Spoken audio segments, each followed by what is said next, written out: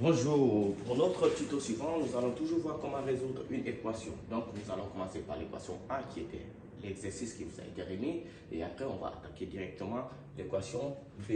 Donc, on y va sans plus tarder. Je prends la petite a, c'est 27 à la puissance x plus 27 à la puissance x plus 27 à la puissance x égale à 27.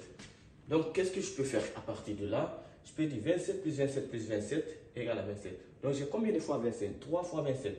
Donc, 3 fois 27 à la puissance x égale 27. Ici, 27, qu'est-ce qui me donne 27?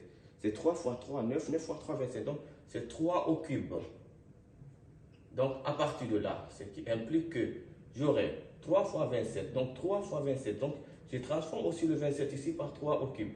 Donc, j'aurai 3 au cube x égale à 3 au cube. Et là, à partir de là, j'aurai 3 fois 3 au cube, propriété a à la puissance m à la puissance n égale à m fois n. Donc, que des propriétés à appliquer. Et à partir de là, j'aurai 3x égale à 3 à la puissance 3. Donc là, j'ai un sous-entendu. C'est comme si j'ai a à la puissance m fois a à la puissance n égale à a à la puissance m plus n. Donc, j'applique la même propriété.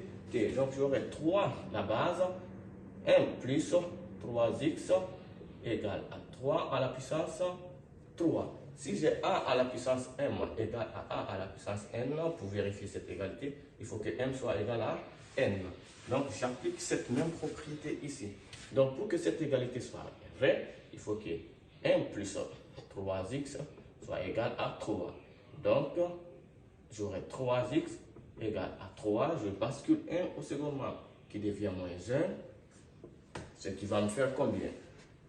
3x égale 3 moins 1, 2. Ce qui veut dire que x égale à 2 tiers. Donc, la solution dans R, bien évidemment, égale à 2 tiers. X égale à 2 tiers. Voilà ce qu'il fallait démontrer.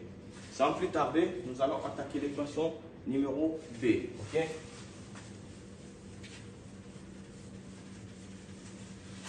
Donc, si je prends la B toujours, donc x carré plus x égale à 0. Vous vous rappelez, on a dit une équation de seconde derrière, nous devons passer par delta.